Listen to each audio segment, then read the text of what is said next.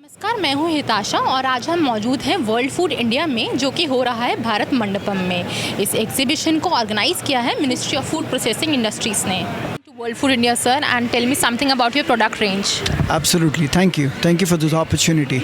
So, I'll tell you about the product range, but before that, I just want to let you know that the reason we are here is that World Food India is one of the largest platform for not only the vendors, the suppliers, and manufacturers like us, because although we are present in 20 plus countries and with a wide range of products ranging from the breakfast to the lunch occasions, dinner to the desserts, and that's what is evident from our products. That's one.